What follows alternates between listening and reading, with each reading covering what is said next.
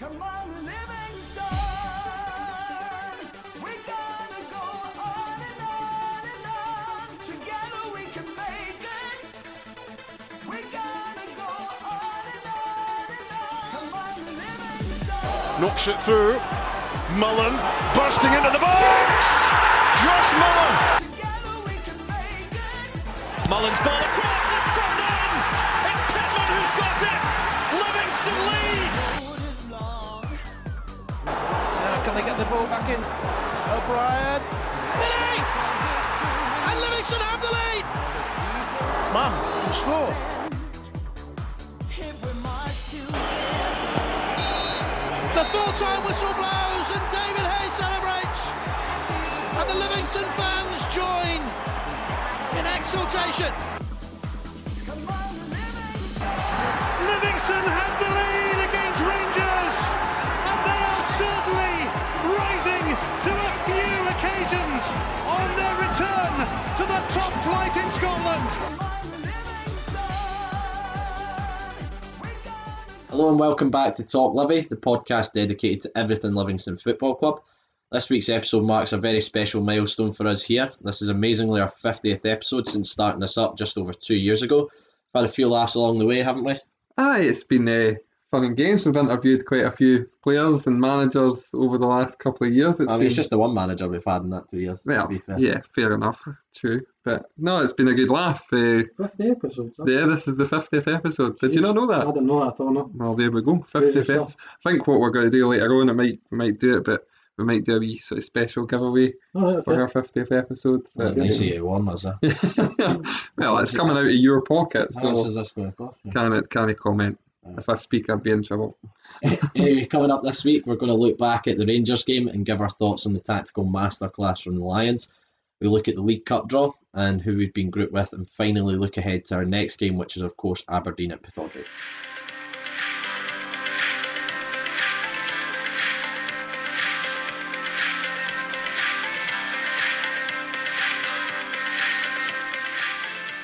We welcomed Rangers to West Lothian, a daunting task given how well Rangers have started this season.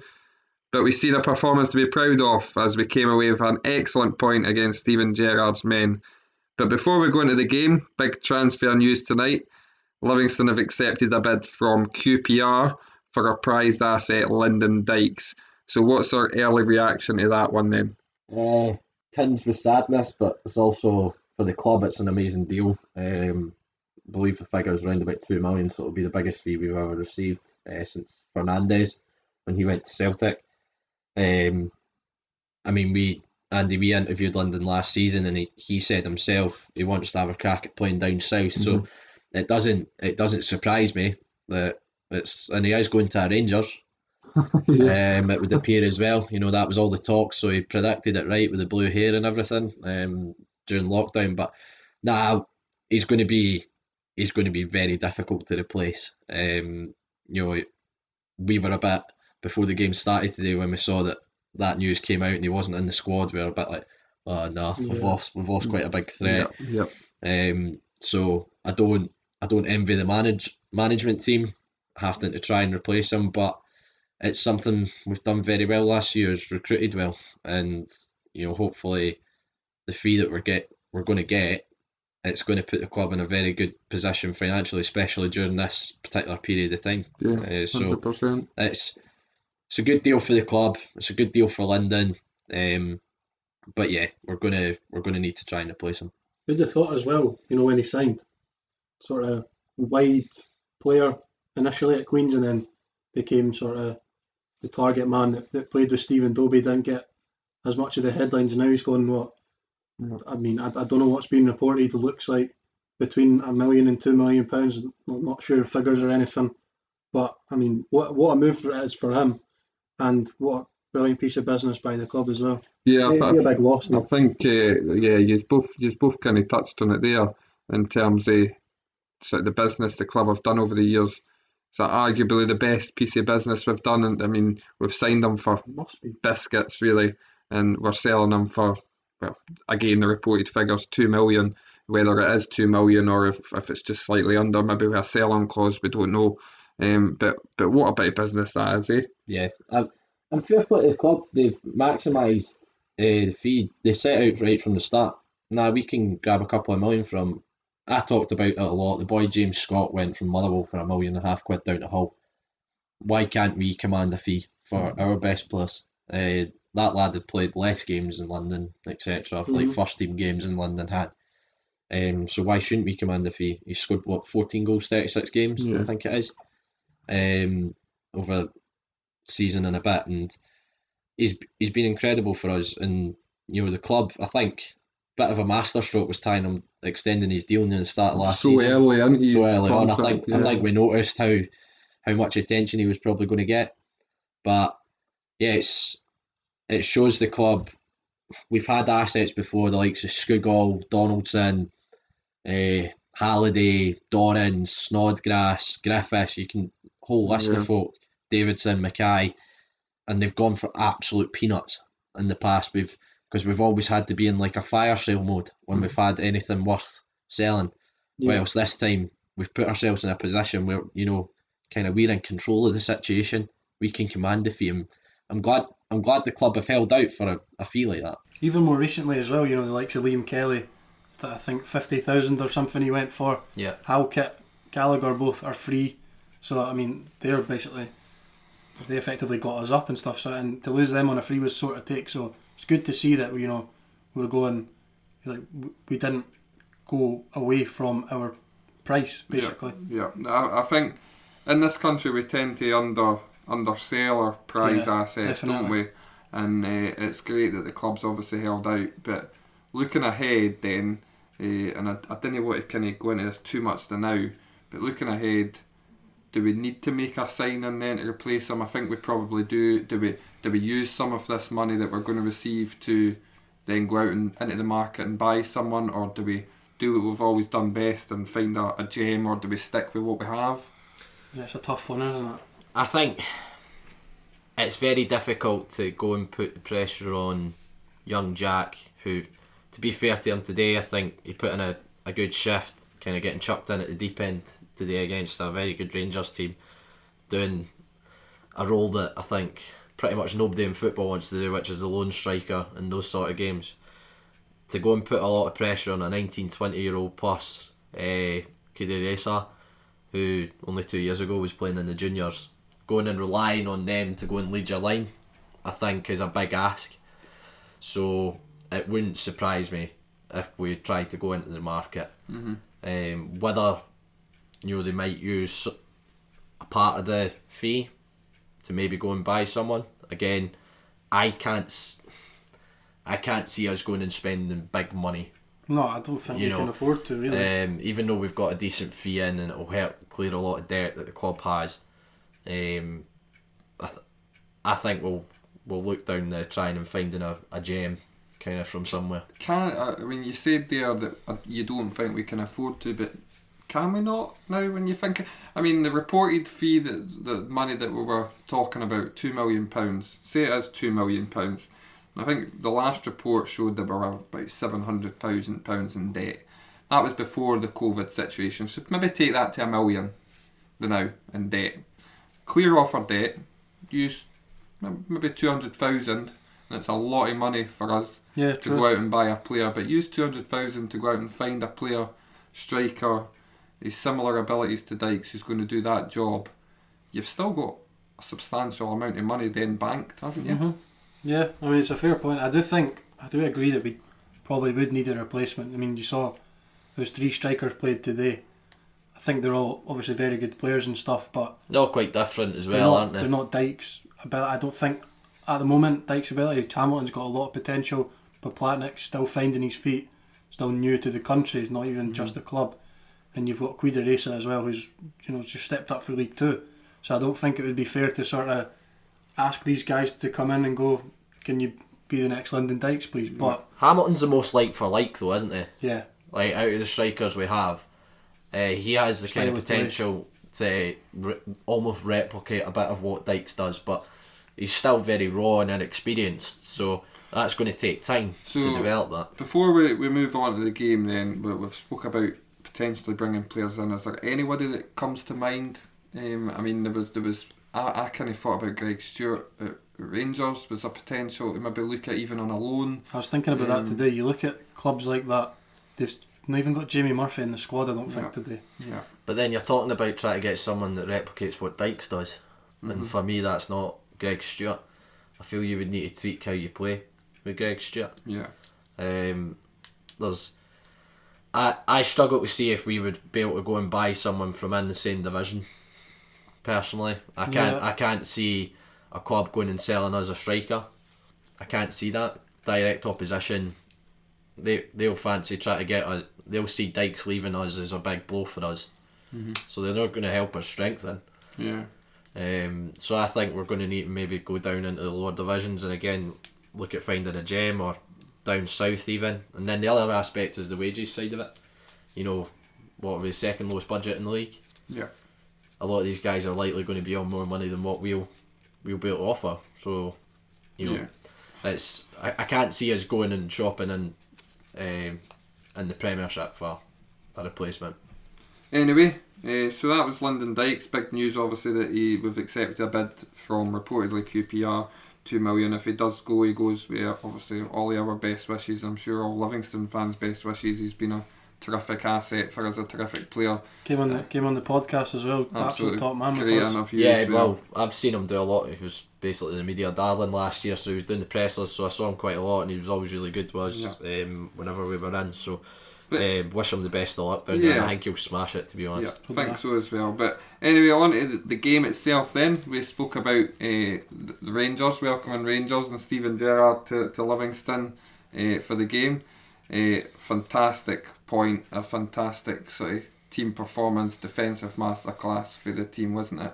I'm glad to hear the management listen to me on the podcast during the week talking about the fullbacks. So you know it's fine.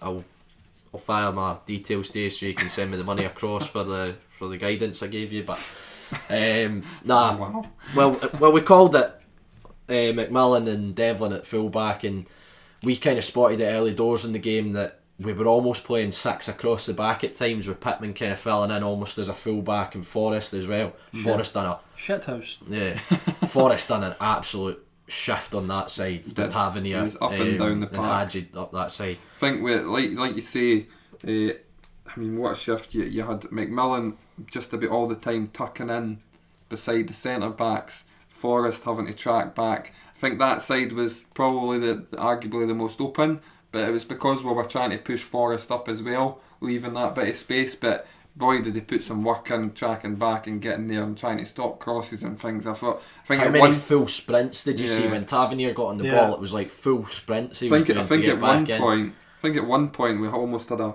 flat back seven with Pitts going into the right, Forrest going into the left, and then you had McMillan slotting in there. I think Bartley dropped back into the centre back at one point along with Fitzwater and Guthrie. It was like the Livi old. We're getting criticised on Twitter from the usual sort of because we've picked up a point and not made it easy for Rangers. We're getting criticised for sitting in deep. But the delicious salty tears are going down a treat. Yeah. But I mean, talking to the lineup, you called the fullbacks. We weren't quite expecting Dykes not to play. What did you think of Hamilton's performance? How did you think he done? I don't think he was at his best today, if I'm going to be honest. Again, it's a difficult job though. I thought at times he looked good, sort of held the ball up a couple of times. Actually, had a sort of half chance early doors. Yeah, he kind of got to break of the ball and almost got in behind, didn't he, at one point? Spun Hollander. Just couldn't quite get away. He was sort of playing off Hollander. I think he was the sort of as much as I'm not the biggest Connor Goldson fan, I thought he was very good today. I think he won everything.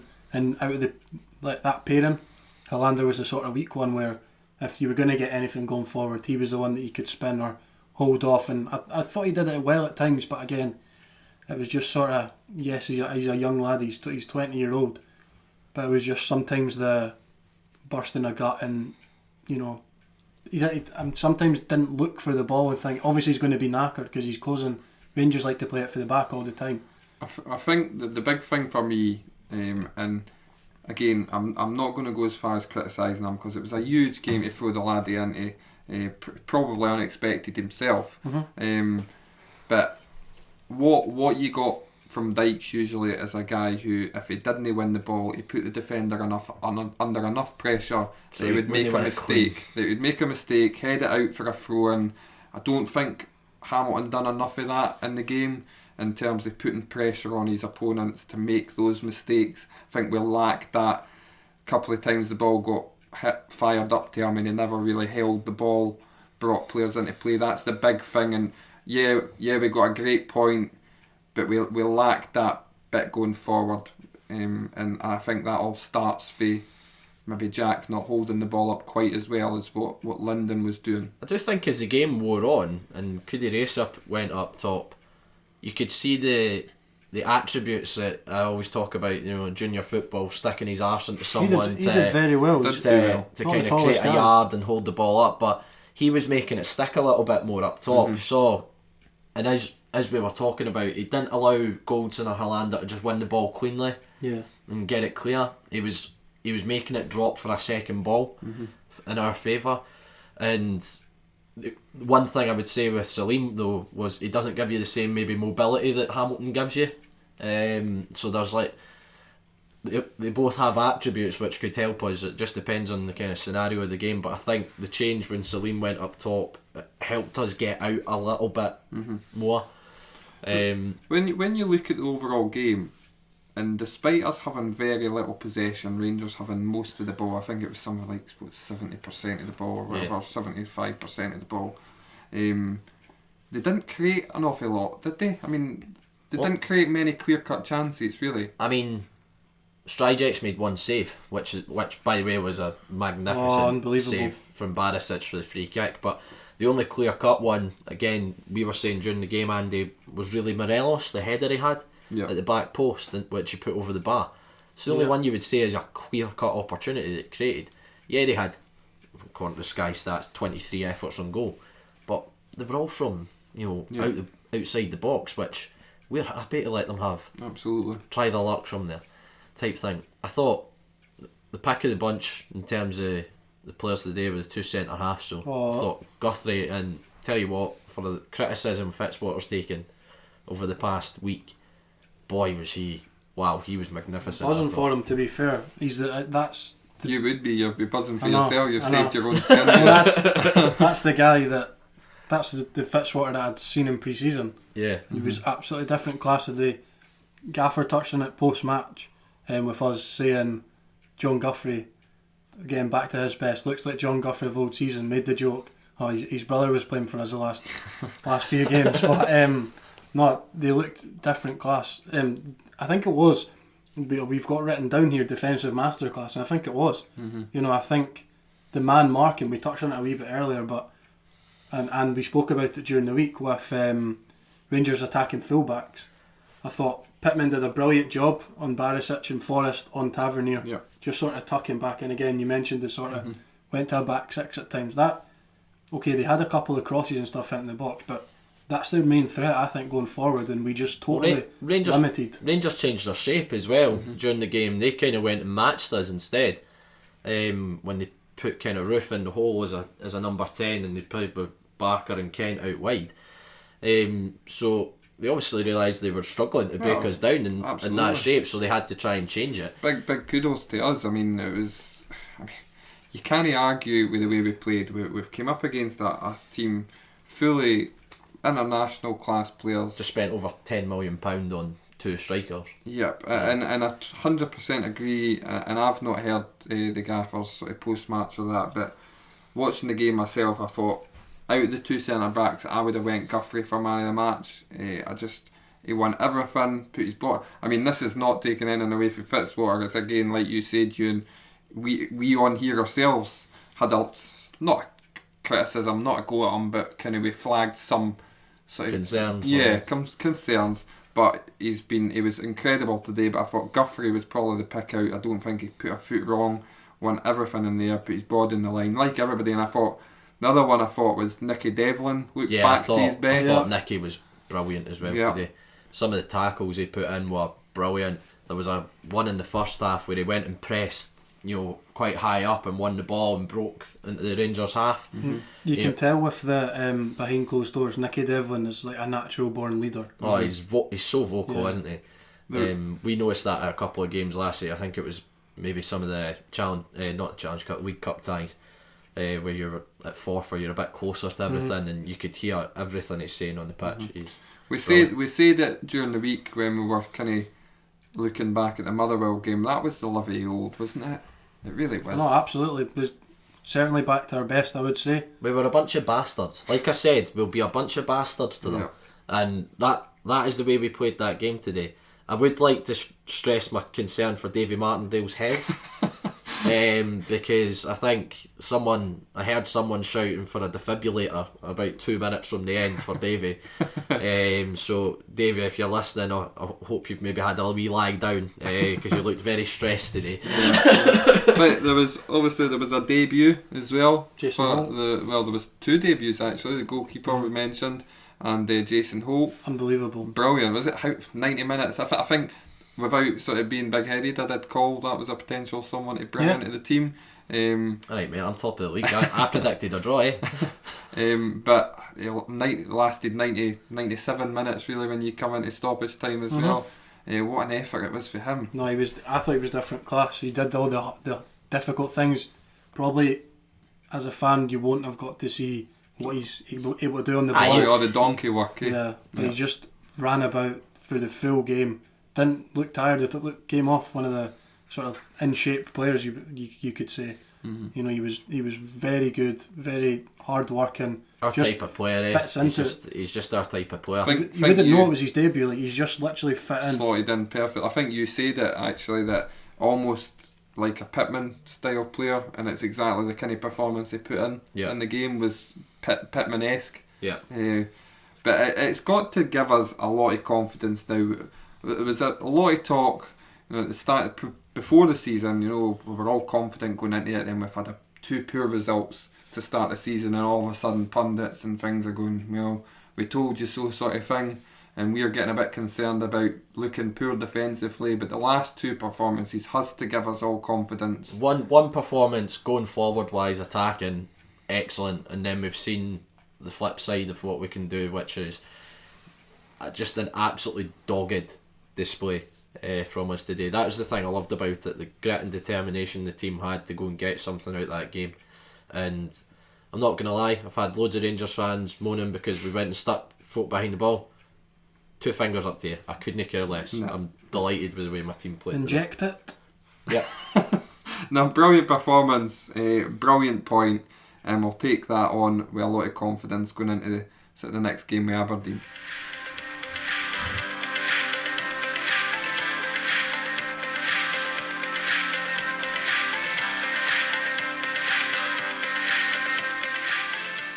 The Betfred Cup draw was made last week. With everything going on and games coming thick and fast, this is the first chance we've had to take a look at the draw and talk through each of the sides we've been drawn against. So, if we're being honest, I think it's been very kind to us. Yeah, the plastic cup, isn't it? Every team we've drawn is on an absolutely artificial delightful, pitch. so we might get some away wins on the board. Terrific. It's funny how it's worked. I think you tweeted when the draw got made, I wonder if that's the first group ever. All plastic group in the group stage for the League Cup. I wonder if, this goes back into the whole conspiracy theorists, if they put all the plastic pitches together so that only one goes through into the next round. Yeah. Shocking part of the SPFL, if you ask me. It's poor. It's absolutely poor. But no, seriously though, we can't argue with the draw. It's great. It was good to be a seeded team and to draw against a championship team in League 1 and 2. Obviously that's what's going to happen, but we could arguably have Could have got a tough team. Yeah, we could have arguably got Partick Thistle, things like that. So we've done well out of the draw, and we should be taking 12 points, shouldn't we? Yeah, I think we've got to target 12 points from those 4 games. I think when I looked at the pots, it's near enough exactly what I was like. That would be a perfect group. Because if fans are even allowed back, and it's one, we don't have a Tuesday night trip to Stranraer, which tends to be a go-to for us in the League Cup group stage. Had a good night that night, mate. It was a good night, but it's absolute pain in the arse. Yeah, you're not wrong. I'm hoping the Edinburgh City game's away because I might be able to use my Spartans contacts to get in the doors for that one. Do you work at Spartans, do you? Never I mentioned do. that. I do from time to time, yeah. So I can maybe take advantage of my contacts to get into that one. If that's the case, remember who your friends are. Not you, so that's fine.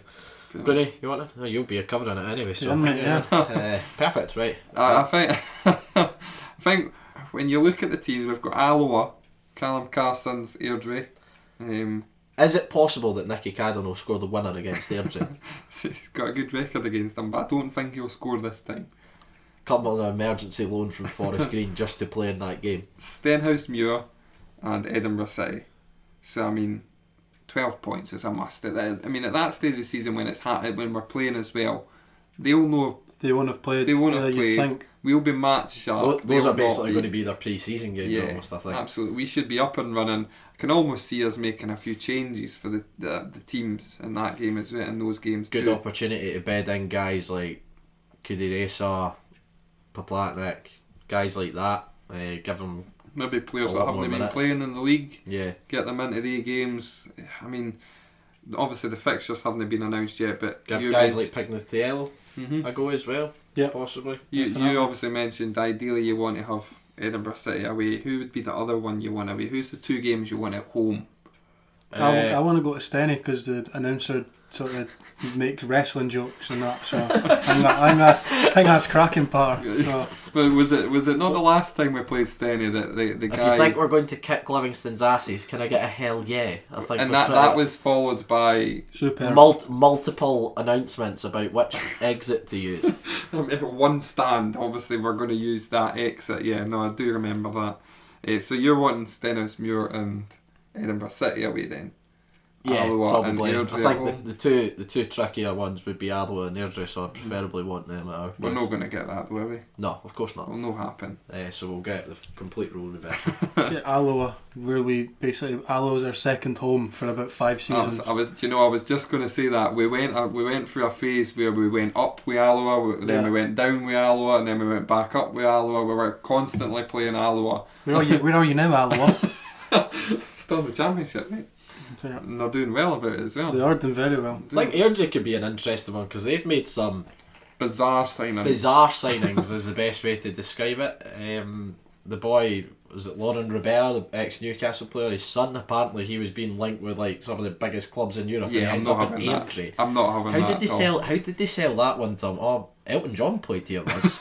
Sack your agent, young man. Is Harry Redknapp not involved in Airdrie, or was that just newspaper talk? Believe so. Yeah. I have heard that, but I mean I don't know. I'm not 100%. But I thought he was like apparently some sort of advisor or something. Mm-hmm.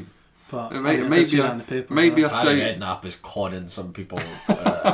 Might be a shout when that game comes up to maybe get Callum Carson on to have a bit of banter and a bit of chat with They him. might have signed, if Redknapp's involved, they might have got Defoe on loan and signed Crouch and Cranchar by the time. Kranjkar's that's a definite signing for Airdrie, Nico Kranjkar. He goes everywhere with Redknapp. It does. Herman Haridason.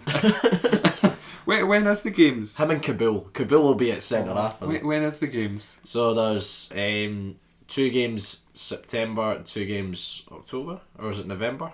Right. October and November. It'll be October and November. So just because I don't, It's I've during, not really. it's during the international break. Right, okay, I was just going to say I've not really searched it or looked into it too much, but I take it there's a break in the Premiership for these games to Probably. take place. Well, we Well, might as I say, it's during the international break, so we might struggle now because we're such a huge club with international players. So potentially got boys missing. I just wanted to say that. I love saying that. you couldn't even take that seriously. We used to when I have- said it. We used to have absolute diddies, and now we've got international players. It's just International you just love to quality see it, players. We do love to see it. Look forward to that when it comes up. So, like you say, in September, October time, we'll look forward to that. We should really be progressing for that group. It'd be nice to have a cup run, eh? Yeah, well, we've done all right in the League Cup. We've got Yeah, kind we of have. quarterfinals 2 out of the last 3 years.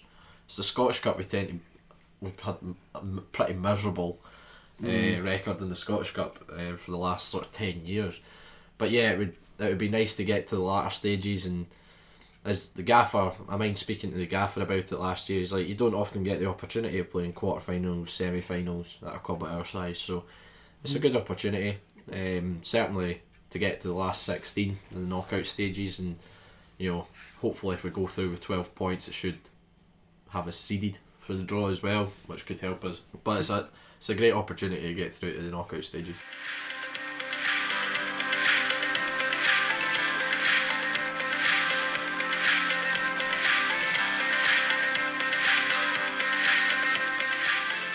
Finally this week we're going to look ahead to our next game. We head north to face Aberdeen. Again, it's another Sunday kick-off.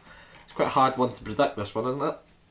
Aye, with Aberdeen not really playing. Don't know what to expect. No, I mean, they were, like we kind of mentioned on the midweek episode, they were pretty lacklustre against Rangers and they've not played since.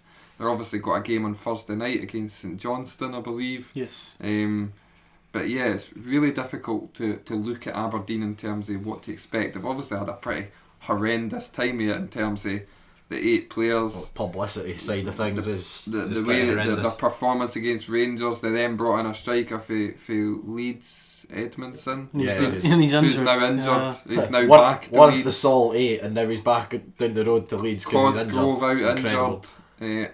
Well, I don't think we've got a pretty poor record against them since we returned. Don't think we're going to have a better opportunity to beat them and away from home. Yeah, that's my only thing. They're literally our bogey team. So What, have you taken a point off Aberdeen since we came back a couple up? of points 2 maybe. points, Yeah.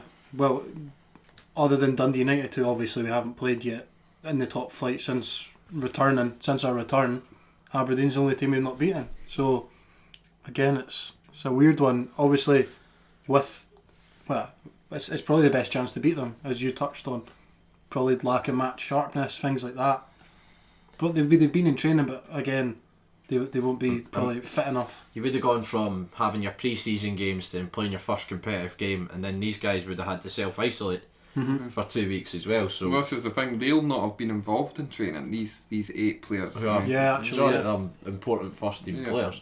So it'll be interesting, but could it almost flip in Aberdeen's favour that they have a bit of a point to prove after all the stuff that's going on, especially these particular players, that they're going to be quite fired up for these next couple of games? Maybe, but then I would argue that after our start to the season and all of a sudden getting written off again, we've got a point to prove as well, in terms of we've got an opportunity to go to a big team in this country that everybody's predicted again to do reasonably well, go up there and put a performance in ourselves. So we've almost got a point to prove away from home. We keep talking about our away form on grass. We've got a point to prove to What go up about there. it? I've not heard anything about it. Yeah, exactly. We didn't Doesn't even- get mentioned. Not at all. I thought, just for the listeners, apparently we're not good on grass. Apparently the press kind of talk about it every now and then. Don't know if you've heard. We're all pretty bored of it. Yeah, so I mean, it's an opportunity for us. You talk about an opportunity for Aberdeen to prove a point after all the harsh press. Not harsh at all for me. They didn't get it harsh enough. But almost a point for us to prove, to go up there and put a performance on like we've done the last 2 games, but get the win, get our first win of the season. Yeah. Absolutely, and it's probably today's performance is probably giving the gaffer a bit of a headache. You've got McCrory had to miss out today due to being ineligible. Stryjek came in, clean sheet, wonder save, had a fairly solid game. And again, you've got Dykes, who's now confirmed to be away. Who are you going to play up front? Again, there you go, sort of same system. Holt again was excellent. I mean, we touch on the strength and depth all the time. But I mean, these are good problems to have. But again, it's sort of, who do you pick? We could change our team every week and still be strong. Aberdeen have typically caused us a lot of problems in the wide areas, haven't they? I mean, there was that midweek game a couple of seasons back, in particular McLennan. Yeah. McLennan rinsed Bobby Burns. Yeah, absolutely tore him a new one. And we've kind of reacted to that in the game since, and we've set up again quite tactically against Aberdeen in games. A bit like today's one where we've doubled up in the wide areas and being quite cautious of their threat in those particular areas of the park. I can't see an awful lot of change in personnel after that performance today. Maybe Marv, you don't know. Marv came off, whether that was just kind of precautionary because he is such an important player for us. I thought Crawford came on the day and put in an absolute shift for half an hour or so that he was on the park. So I'd probably say that's the most like for like that he would come in. I think the big decisions, you mentioned the big decisions, Callum, the goalkeeper. So we've all been sort of big believers in Robbie McCrory, and we've stuck up for him. We stuck up for him midweek, we stuck up for him last weekend as well. But Max has come in, been really solid in goals, picked his crosses well, he's made that wonder save. No, he was superb. He is our goalkeeper. Robbie McCrory's on loan. There's a decision there, isn't there? But there is. It's a difficult one, I know. I think you would be mad to drop him. I'm not gonna lie. Drop who? You'd McCrory. Stryjek after his performance today. I think he was excellent. But again, it's a weird one because going forward, it looked like McCrory is going to be number one. But I mean, I think I was speaking to someone earlier about it. That's sort of what Sarkic did. Ross Stewart started last season as number one, and Sarkic came in. I think it was for the Celtic game, his debut. Might be wrong on that, but I think it was. Came in and was excellent. Yeah, he played that was his first league start, was the Celtic game, and obviously we kept a clean sheet and won the game 2-0. And he set one of the goals up. So I mean, and then he kept the jersey from then. It's almost a similar scenario, eh? For me personally, McCrory goes back between the sticks. I don't. Stryjek had a solid debut, but for me, I think McCrory goes back in. I think the management know more about Robbie than they do Stryjek. Yes, Stryjek's our goalkeeper, but they know enough about Robbie. They've had him for half of last season, so they know what they're getting with him. And then the other question was who plays up front. Dykes is no longer at the club by the time this game comes around. We have options in terms of Robinson, Kuderesa, Pablotnik came on but then went off with a sort of dead leg, I believe. So we've got options there. Hamilton as well. Yeah, I mean, who goes there? In my pit, I thought out of the three that played today, I thought Kuderesa looked the most sort of threatening. I thought he was excellent, albeit he didn't play for that much, time. But I thought he was good at holding the ball up and things, and does look a threat. He's not the tallest of the guys at all, but he puts himself about. You mentioned Ewan, but he's played in the juniors and things. He's obviously got that about him, and he's probably been kicked up and down the park and in the lower leagues and things. So I mean, he's tough, and he's probably one of the players that would again fit into our system. Aberdeen have got big centre halves as well, so maybe you want to play a Hamilton, but I think Kuderesa would more than be able to sort of hold the ball up, get us up the pitch, link the play. Similar to Dykes, but again, we've got options. I think that's a good thing. Depends how you want to approach the game. I mean, I think, again, going back to a couple of seasons ago, game we drew 1 each up there, Robbo played up top, and a bit of what we were talking about, Robbo's not going to win your headers, etc. But what Robbo did, he was just an absolute pain in the arse and just made it difficult for the centre halves to kind of win anything cleanly, and maybe just that little bit more experience away from home. I think it's a possibility to go with Robbo up top. Is it almost? I mean, I keep going back to the Motherwell game, but we played some great stuff in the final third against Motherwell. You mentioned Aberdeen having the sort of the big defenders. Would Robbo be the ideal option then to play that sort of intricate fight play in the final third that we've done so well against Motherwell to create those chances? You could say that, but I thought he was very good against Motherwell as the sort of wide man. I thought he was. He's so flexible, isn't he? Dykes was the linker, and then he can play anywhere across the midfield and up top.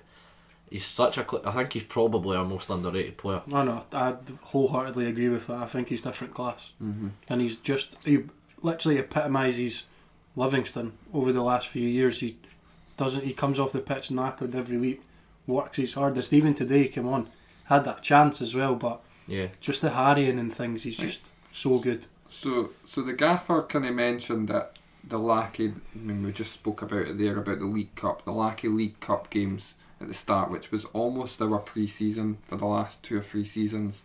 We've not had that, but we've now had the pre-season games that we did play, and four league games we've had now as well. We are up to speed now. So should we be going into this game feeling fit and ready, whereas Aberdeen won't be? Without, obviously they've only played one game. You're hoping it's something we can take advantage of. It's a strange situation. It just is a really weird one. Aberdeen, you make the argument that, which I have earlier, about they could be fatigued, they're not training, all these players, but again, like, even though they haven't been training, they're still top quality players. Some of the guys that went out, think the likes of Johnny Hayes, for example, he just won the league with Celtic, and he actually played a fair amount of games in it. So I think that's a great signing for them, and I think, again, you want to go into it believing, it could disadvantage them, but it also could advantage them, because, as you mentioned, they could have a point to prove. Usually, like what we've done with the Rangers preview, we would look at an opposition player and look at sort of the head-to-heads. It's difficult to do that, but we'll try anyway. Who would be the player that we need to watch out for Aberdeen the most? Lewis Ferguson. For me, I think he's their best player by a mile. I think he's very good at what he does, and I think in maybe a season or a couple of seasons, I don't think he'll be an Aberdeen player. I think he's destined to go on to bigger and better things. I don't know. I just really like him as well. He's a young guy as well. You wouldn't, looking at him, be able to tell I think he's 20, 21. So I think he's very good at what he does, and he doesn't just sort of play central midfield. He can, obviously play central midfield, but he's a sort of box to box. He can play in behind the striker.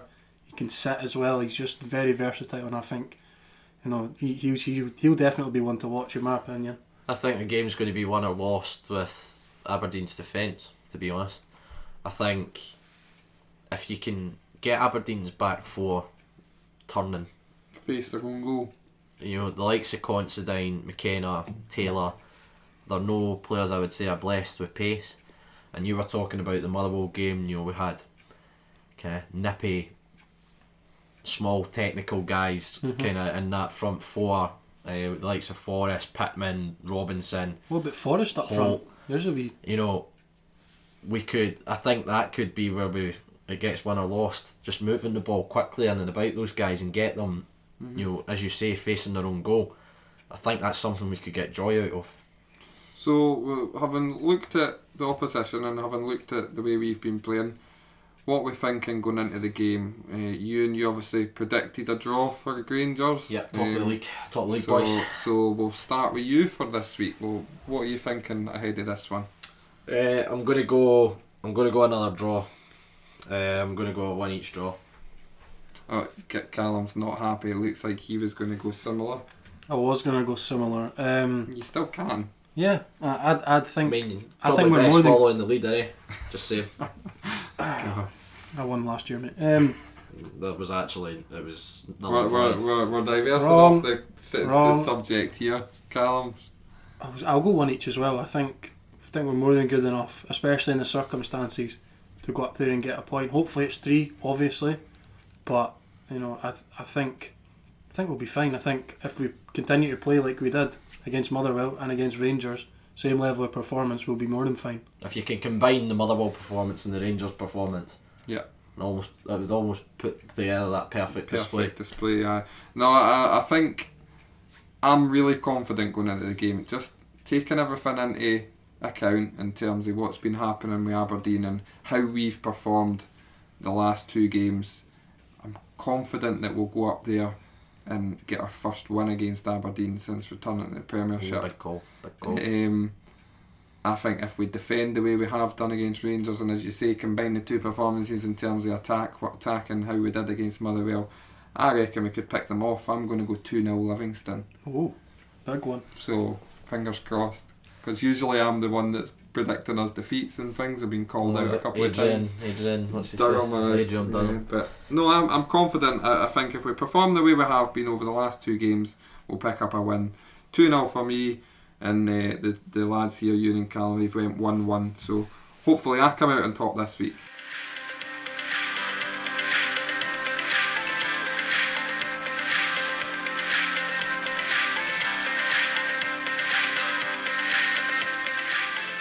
That's it for our 50th episode of Talk Livi. Keep an eye out on our social medias through the week. We'll be doing a special giveaway to celebrate it, so watch out on our Facebook and Twitter for that. Talking social media, you can find Talk Livi on Facebook, Twitter and Instagram by simply searching for Talk Livi. You'll also find links to this episode and all of our other previous episodes over there as well. You can also find all our episodes on all good podcast streaming sites including iTunes and Spotify. We're also on YouTube, search for Talk Livi and don't forget to subscribe to our channel. If none of those options suit you though, all you have to do is head to our website talklivipodcast.libsyn.com, where you'll find every single episode we have done over the last few years. So that's it. Thanks again for joining us here on Talk Livi. From Callum, Ewan and myself, enjoy your week. We're back with a bang.